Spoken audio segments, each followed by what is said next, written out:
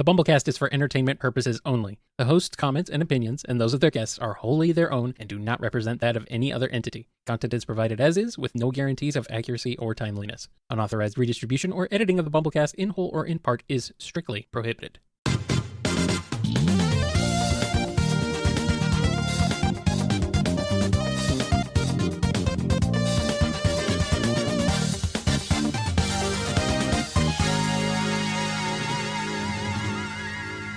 Welcome to the BumbleKast. I'm your host, Ian Flynn, the Bumble King, and joining me as always is my Bumble co-host, Kyle, JCRB Krause. Hey, what's up? What is up, my dudes? We're here, and we have so much to get through, so let's not waste any time. Nope. We have plenty of questions that come from our patrons over at patreon.com/BumbleKast, Ko-fi.com/BumbleKast, and the very last few from our YouTube members. All right, well, let's go ahead and get into this one here from Adam to start us off. After months of pleading, Eggman finally decides to give Metal Sonic his very own voice box. However, too lazy to do it himself, Eggman orders Orbot and Cubot to install it for him. How does it go? I think the funniest answer is that they drop that piece of equipment along the way, realize that they don't have a backup, so they just take Cubots out and put it into Metal Sonics. It makes enough sense to me. Yeah, there you are, Sonic, my loathsome copy. Good. That's what I want him to sound like. Alolan Figment has a question. I may not get the chance to ask this question again, but it's something we must know after all these years. Ian Flynn, we all know you canceled Sonic Underground, but why? How could you do such a thing? Because I enjoy our anguish. Cry some more. See what you've done. See what you have done. Oh, man. How old is this joke now? It's from there's like folks who are tuning in going, what are they talking about? It's from like year one, I'm pretty sure, of the BumbleKast. Really? I'm pretty sure like year 1 or 2, very early on. Yeah. Like somebody legit was mad that I had used my influence to cancel Sonic Underground. And it's like, I think I was in my early teens. Sonic Underground came out in like 1999, 2000. Yeah. We were both still kids, literally children. Not within my realm of influence. Sorry. Yeah. It's like, no, sorry. I was wondering if they maybe got confused because of the issue 50 Sonic Underground continuation from maybe Sonic Universe and Archie. It was supposed to be like a kind of finale sort of thing that ultimately never came out. Yeah, that because of that I probably can't get into too much detail about, but I was rather disappointed. Put a lot of work into that. Yeah. Yeah, that it sucks that never happened, but that's not your fault. Nah, but hey, material for Lost Hedgehog Tales, when that comes out before the heat death of the universe. Well, I mean, it's still pretty funny that it really is emblematic of the way you get blamed for so many things that you just had nothing to do with. There's plenty of stuff you could get blamed for that you did have something to do with. Oh, sure. Lots of reasons to be mad at me, I'm sure. But, yes. There's lots of things you did do. There's no shortage of things that you could get yelled at for that you did do. But now you just have to get yelled at for things that you didn't do, too. It's like, all right, well. Yeah, throw enough darts at the board, one of them's going to land in my face. Eventually. Alphamon or Yukin has a question. In Sonic Frontiers, the Dunpa Kingdom is mentioned in the Egg Memos. While this confirms that Team Sonic Racing is canon, it also raises a few questions, the biggest one being, how the heck did Eggman convince Zavok to go racing with him? I'll give you a Fig Newton. No. How about 2? That would work on me. I mean, I'm a simple man. I think it depends on the flavor of Fig Newton. I think there's supposed to be something about this in like the digital manual, but for the life of me, I don't remember off the top of my head. And, by this point, the game is done. Zavok is back with the Deadly Six, so it's not a huge deal. Yeah. Maybe Eggman offered Zavok a Klondike bar. Would you kill a man? For anything beyond a Klondike bar, yes. Yes. Andrew D. has a question. I could be wrong, but I thought Maria's neuroimmune deficiency syndrome was only ever named in the Archie comics until it was used in the encyclopedia. What was the process of getting to use this name officially like, and was it easy or difficult, or can you not say? I am 99% sure that originates from the Japanese exclusive material. And I don't remember it being brought up in Archie, but if it was, it would have probably gotten it from there. Yeah.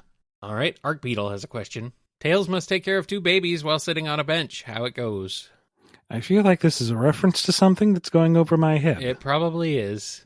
I have like warning bells. My spider sense is going off. Ian, you're wandering into a trap. But yeah, I'm ignorant of this. This is the chat is screaming to walk away.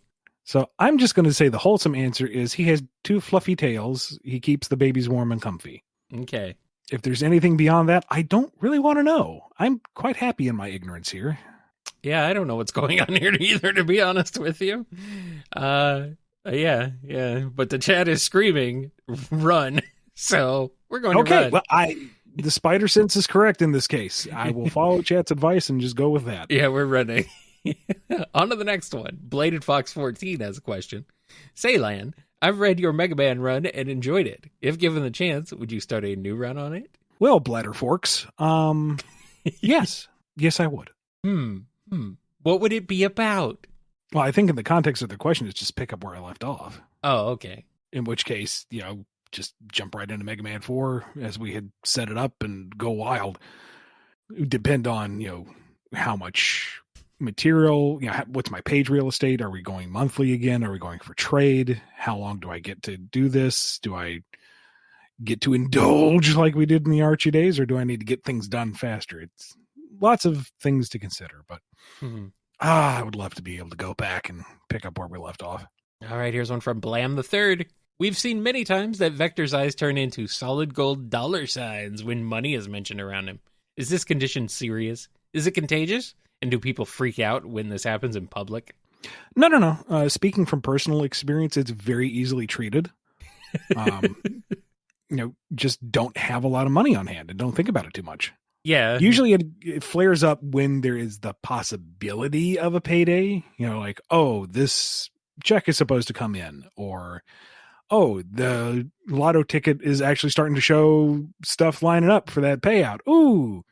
And, then it kind of flares up and it occasionally gets a glance. I remember the one teller at the grocery store going, oh, my aunt has that.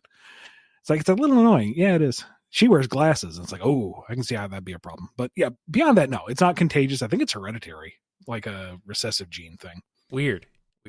Camo has a question. Why does Sonic and IDW care so much about Eggman or Metal Sonic redeeming themselves? Sonic knows by now that Eggman won't change, and he shouldn't want that so badly. It's been 4 years, and this still upsets the fandom. Why did Sonic beg for Eggman to change during that one scene in the Metal Virus? Why does Sonic look weak and pathetic during that? It's very preachy and morally weird. I'm grateful there's less of it in your recent work. We discussed this at length back when it was topical. I'm sorry if you didn't enjoy it then, but as you said, it's been 4 years. It's time to move on. There's been so much else after that. All right, KB has a question. Did the Space Colony arc have a TV 50 years ago? And if so, what Saturday morning cartoons do you think Maria and Shadow probably watched together? I know this wouldn't sync up in any kind of actual real world, but I would love it if she were a big fan of the Super Mario Brothers Super Show. It's a little late. I don't know. It's 50 years. We don't know when 50 years ago for them was 50 years ago for us. They could be on a completely different time scale. That's true. Time could be very different. Yeah. And Shadow only endures watching it with her because he wants to see the Legend of Zelda stuff. Oh, Why no. isn't there any Zelda on? It's not Friday, Shadow. Oh, man. Oh, well, no. I had the Triforce of Power.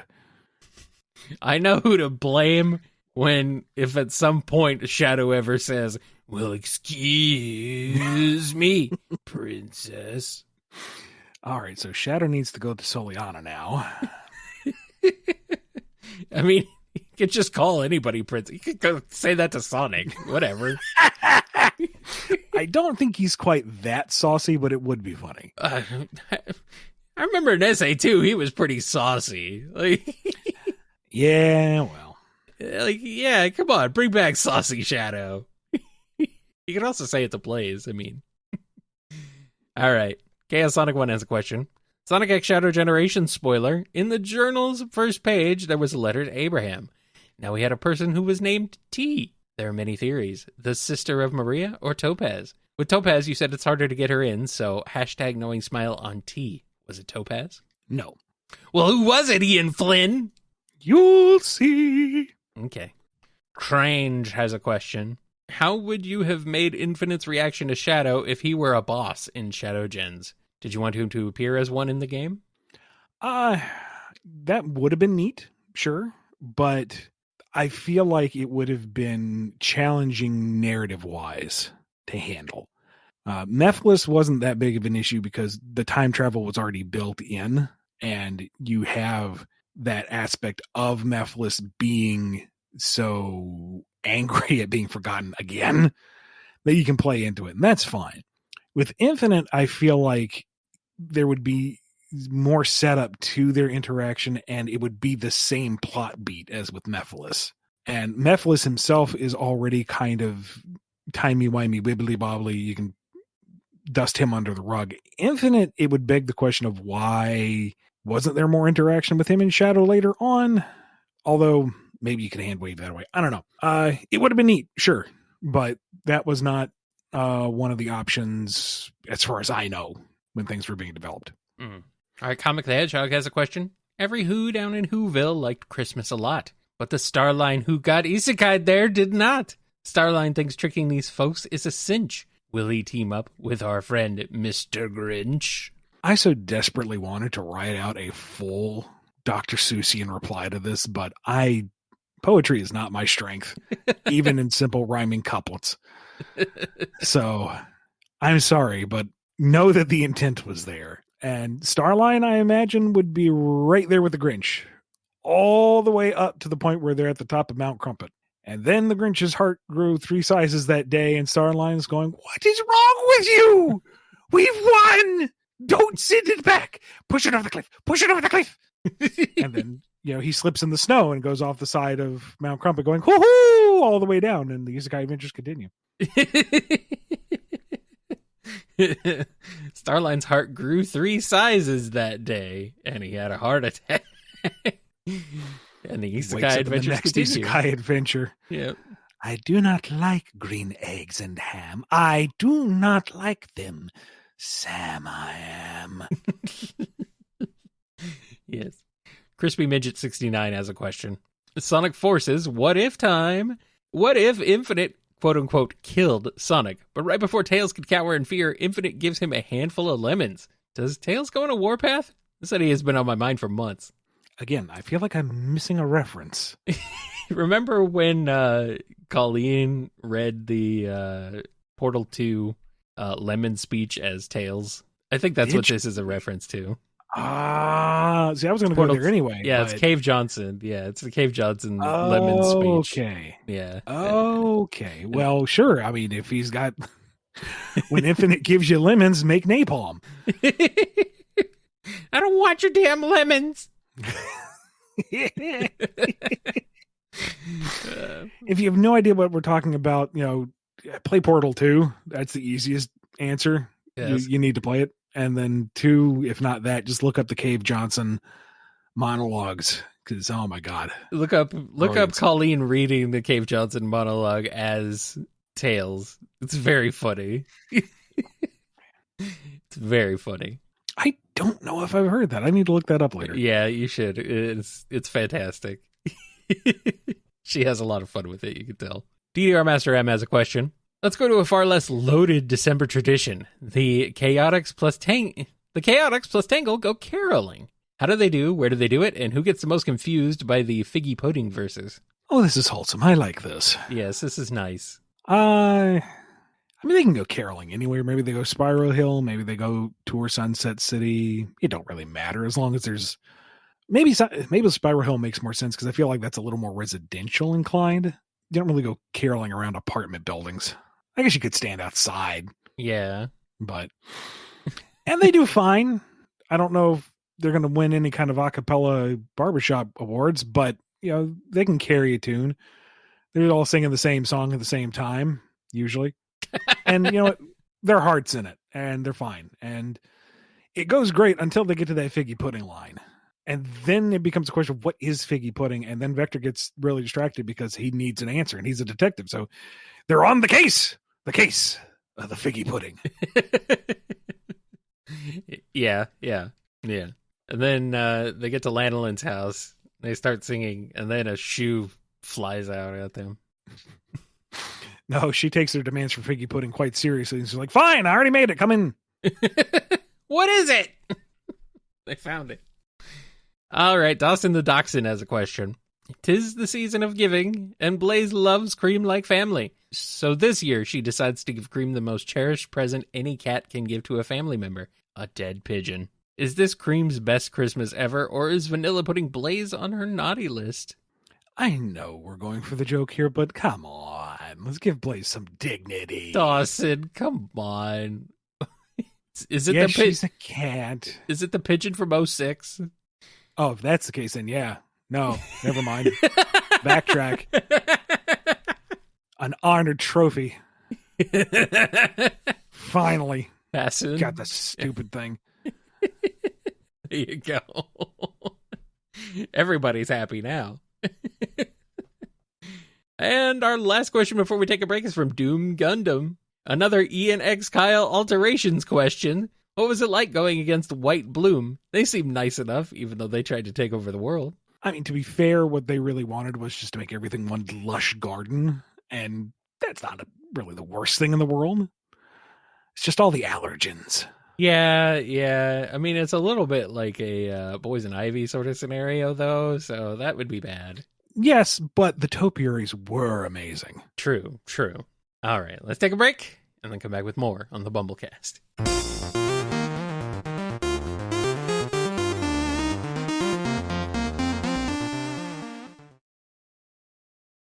We're back, and we got a question from Destiny Willowleaf.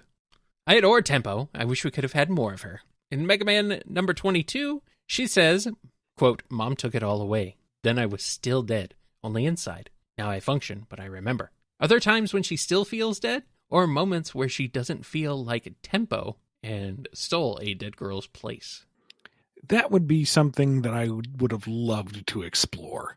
How much of her regrowth and reconstitution could be defined as a new direction or just her restoring her old code. Which is it? I don't have a definitive answer because that would have been something we would have explored had we had a little more time. I really enjoyed her story. It's a heartbreaking story, but I love Tempo so much. I'm with Destiny on this one. I want to see her again. Please, Capcom. Please do the thing. I don't know what thing, but do it. Whatever it is to bring her back. Please. Here's one from Dove. Vector brings a new pair of members to the Chaotix, a pair of cops from the faraway city of Zootopia. How do Nick and Judy fit in with the rest of the crew? I don't think particularly well. I don't think Judy would be appreciative of their lack of procedure, shall we say? Yeah, I mean, they're not cops. No. I mean, being private eyes is already kind of like borderline vigilanteism. Well, I mean, Nick's just going to con them out of everything. This world is nothing but vigilantes, to be fair. Almost. Yeah. Look at Sonic. Look at literally everyone associated with Sonic. So, But I imagine there would be at least one subplot of Nick basically conning everything out of the office via Charmy, and then realizing the kid is just too easy of a mark and feels bad and gives it back. That makes sense. Just about the time Vector and SB realize they've been cleaned out, Nick drives the truck up with all their stuff. We caught the thief and got it all back. All right, Fang has a question. Allow me to take you back to my very first question on the BumbleKast. I asked a question about the My Little Pony X Transformers crossover and if it was canon. I now bring back the comic and ask if you could go back and write more stories for the crossover, but this time with the G5 cast, how would you go about it? The names of the main 6 are Sunny Star Scout, Hitch Trailblazer, Izzy Moonbow, Zipstorm, Pip Petals, and Misty Bright Dawn. Fun fact, James Marsden, a.k.a. Donut Lord, plays Hitch in the G6 movie. I know diddly about current pony stuff. I didn't even know we were up to a Gen 6. It's Gen 5. They typoed, apparently. Okay. Still, regardless, I know nothing about it. So what I would have to do, as what I did beforehand with the other one, is, do my research. Look up some key episodes, look up the wiki guides, find out who these are, and if there's any fun parallels to whatever generation of Transformers we're doing. If everything's being equal, maybe it's also the current gen of Transformers, whatever that is now. But off the top of my head, I have no idea. Find the fun parallels, find the fun contrasts, and just lean into those. All right. Flynn Toaster has a question. Can you describe a Boom episode where the gang hears something Eggman said out of context, which makes them think he's homophobic? How does Eggman prove his innocence? No, don't ever want to go there. No. But to salvage the core idea, I do think it could be funny if it's a kind of noodle incident scenario where they hear Eggman say something, but we never actually hear it said, and just by the context of the reactions, it's something horrendous. Yeah. We don't know what. We don't know what the context is. All we know is that they're deeply offended. About what? And what is the context? What could he have possibly have said? We don't know. We just lean into that. And so they're giving the cold shoulder. They're just not going to interact with them anymore because you know what you said. No, I really don't. What did I say? Were you eavesdropping in my face? Yes, there we go. And then just dance around it. Never actually highlight what was said and let that be the punchline. Yes, that makes more sense. That's more Boom. Yeah. That's definitely more Boom. FMS Draws has a question. In honor of the Half-Life 2 20th anniversary update, what if the Combine were to swarm into Mega Man's world? Would it have become a 7-hour and 1-minute war? 20 freaking years. Are you kidding me? There's a 20th anniversary update for Half-Life 2. I missed this. Let me guess, it doesn't add anything. There's just something hidden, and it's just Valve trolling again, like they do. I don't know. I would imagine the tech of Mega Man's world would be more. I would like to think that any one of the robot masters could handle the Combine better than your typical U.S. military industrial complex thing. I mean, yeah, I think so. I'm not saying it would be an easy fight, but I'm trying to think of a parallel. Like when the Star Droids invaded, they were a problem, but they had powers comparable to the robot masters, and Mega Man was able to solo them. So if you've got all of the established robot masters and Dr. Wily, who's like, nope, my planet, get off. In case of emergency, break glass, release 0. Yeah. I'm not saying it would be an easy fight, but I'd like to think that the robot masters could handle an invasion from Shin. I think so. Now, here's the thing, though. Would they be able to recognize the Vortigaunt and other bio weapons as living things? Would the laws of robotics stop them from fighting? Were the Vortigaunts part of the Combine? Yeah, early on. I guess so. Well, that would be interesting. I wonder. But we'll probably never know, sadly. I don't think there'll be a Half-Life Mega Man crossover. I don't know. Crazier things have happened. Who knows? Frozen Apple Juice has a question. Have you ever learned something from a game that has stuck with you, be it practical, philosophical, etc.? For example, I learned how to tread water from watching Mario 64 DS. This is going to sound crazy, but I learned how to drive stick shift from Star Fox. Let's see. I had one round of trying to learn. It did not go well. And then that night, I basically had a dream of Fox McCloud flying a stick shift R-Wing. Well, I mean... And that made it click. And I got up the next morning and was like, yeah, clutch, shift, done. Got it. Yeah. I mean, I learned that from playing racing games where they're stick shift with manual transmissions. Well, that makes sense. Yeah, I know. Yeah, but no, from Star Fox. It's interesting. Now, you learned it from a dream involving Star Fox. Dynamic stick shifting you've ever conceived of. I mean, yeah, it's cool as heck. That's what I'm assuming, but whoa. It was a cool dream. I will forever remember that. Yep. All right, Galaxy Pop has a question. Would Chuck have been more invested in the Secret Freedom Fighters if Archie continued the series, whether going on missions, building weapons, staying at home base to help from there, or etc.? What would his relationship be like with the members of the Secret Freedom Fighters as well, continuing on? I'll touch on all that when we get to Lost Hedgehog Tales one day. I promise. It will happen. All right. Happy Times has a question. The joke where Classic Tales wonders where Sonic keeps all his rings was removed.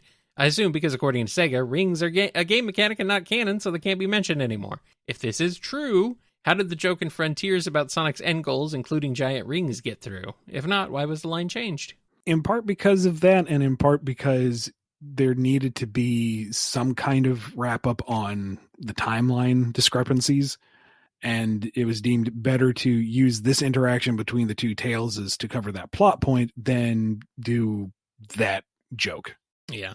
Sometimes you just gotta fit things wherever they can be, especially for a game that's, already been made, and you're kind of stuck with whatever interactions already exist. So, Hearts13 has a question. Fan casting for the S6 squad from Adventures of. Phil Hayes reprising his original role as Scratch, Dan Castellaneta as Grounder, and Justin Roiland as Coconuts. Would these voice actors fit the character's personality? Well, for Mr. Hayes, obviously, he's the original Scratch. Yeah. Mr. Castellaneta, I can never say his name, so we're going to say Dan. Yeah. He could do a good Grounder, sure. I know exactly what voice Mr. Roland would use for Coconuts, and I'm not a fan of that. It makes enough sense, but it's a little too abrasive for me. Yeah. Hero Squad has a question. Do you think REM could change form since everything is a dream and up to imagination? Wouldn't that make her a sheep shifter? Yeah. I see what you did there. Maybe. It would depend on the nature of her creation and her relationship with the, what was it called? The Dreamy Beavy thingy. The plot device. The whole thing from the game, yeah. The Reverie. Reverie, thank you. Completely blanking on that word. Maybe that is her design as the admin, and thus it is immutable, or maybe it is like you said, and she's a dream creature, so she can do whatever she wants. I don't know. All right, we got a question here from Jacked Out. Would you agree that Sonic has reached immeasurable speed in Generations? Well, given that we don't have any kind of speedometer on the screen, yes, it is immeasurable, technically speaking.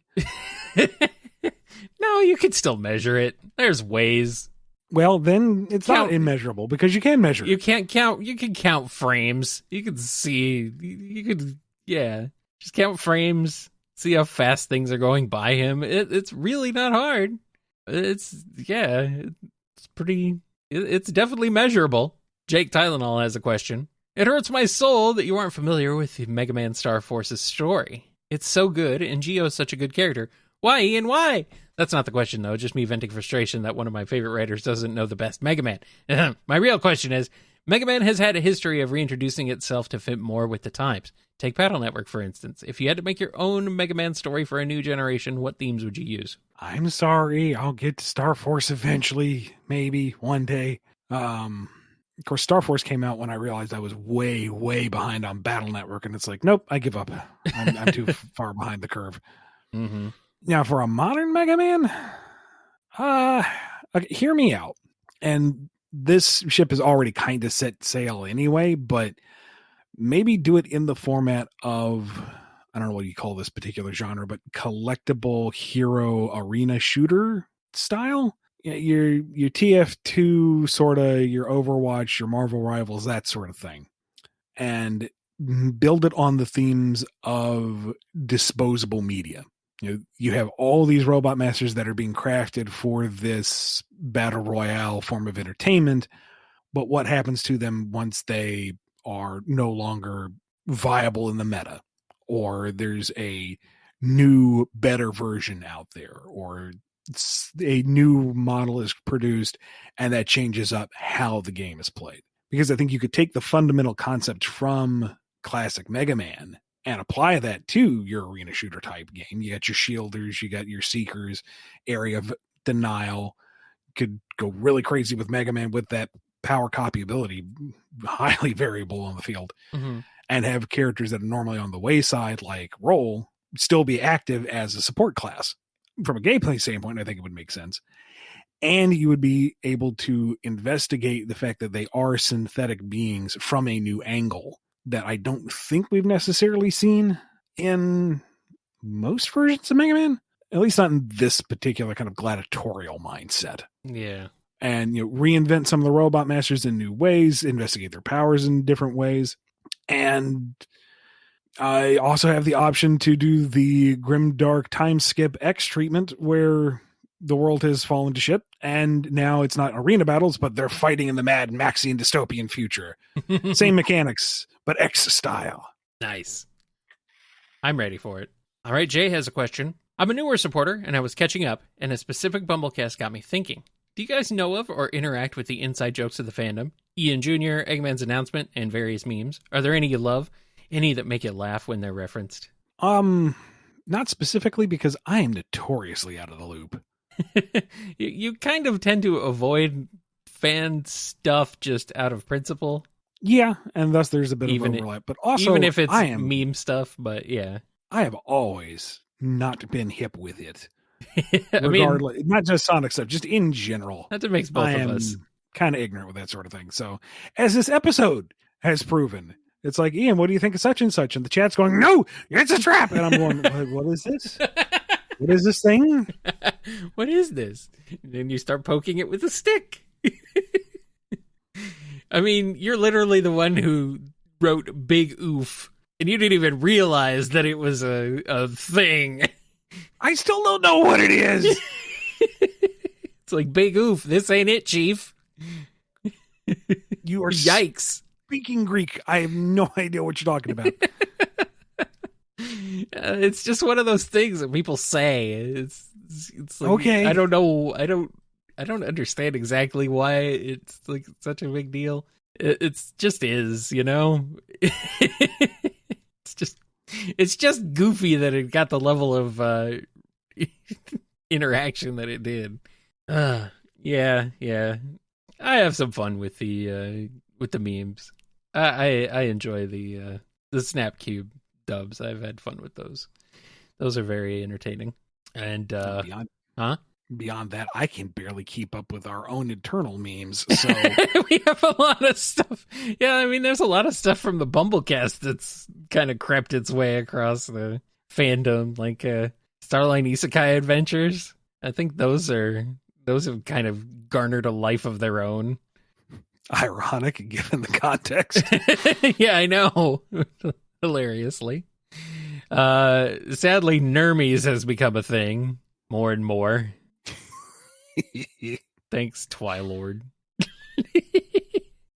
He knows what he did. Calling him out.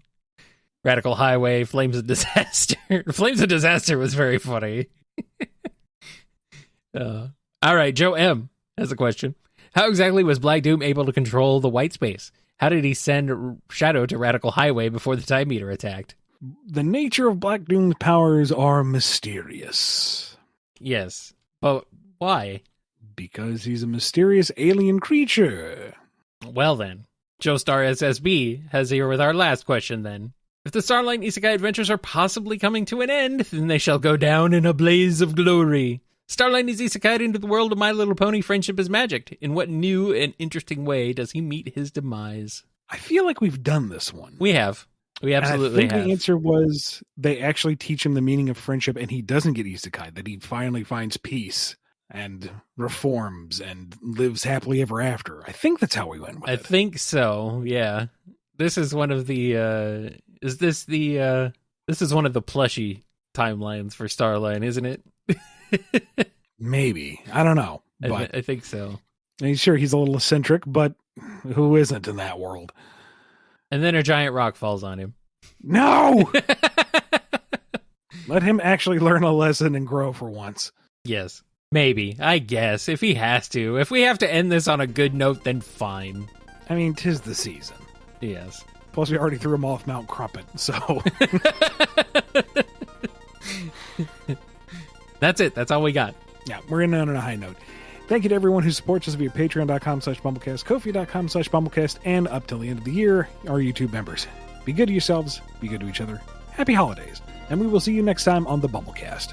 Take care, everyone. And we got Starlight trying to figure out ancient Whovian magic. Yeah. Fahu Fores. Dahu Dores. Why did it summon tinsel?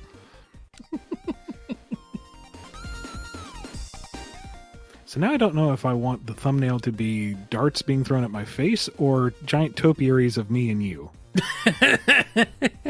Well, perhaps with darts being thrown at them. Why not both? Noni's here. They can decide. And there are lawn darts. Welcome to the BumbleKast. I'm your host, Ian Flynn, the Bumble King, and joining me as always is my Bumble co-host, Kyle, JCRB Chris Kraus. Hey, whatever my name is. Did you want to do that one again? Yeah, let's do that again. Okay. I mean, it's funnier, but, you know. Hey, you got post-credit stuff. I need that. You've been listening to the BumbleKast, a co-production of Bumble King Comics and the KNGI Network. Original theme music composed by Ken Coda Snyder. Remixed intro by T-Lopes. Find out more information, along with podcast feeder links, MP3 downloads, and more at bumbleking.com and kngi.org.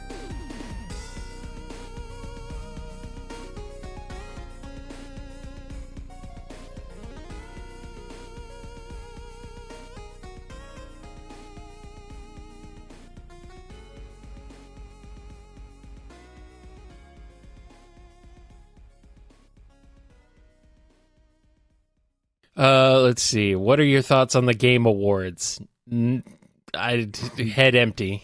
I don't care. Do not watch them. I do not care. Let's see. There was stuff announced there, I guess, but yeah. Hey, the new racing game got announced. Haha. Yeah. Hashtag knowing smile on your part, I'm guessing, right? Yeah, I've been sitting on that one for a bit. Yeah. Well, that's exciting. Yeah, what else happened? Okami getting a sequel. Virtua Fighter's getting a new entry, maybe. Oh, I didn't hear about Virtua Fighter. Yeah. Goodness. Double Dragon. That's pretty cool. Oh, I missed a lot of stuff. Yeah. I heard about Okami, but didn't hear about those. Yeah. I mean, I didn't look at it. I haven't looked at any Sonic Movie 3 stuff. I don't know. I did see the Statler and Waldorf bit, though. Uh-oh, what did they do? You know, I hear Jeff Knightley's a friend of Kojima. Oh, yeah, maybe somebody should tell Kojima. Yo! Cut to Kojima, who just kind of politely smiles.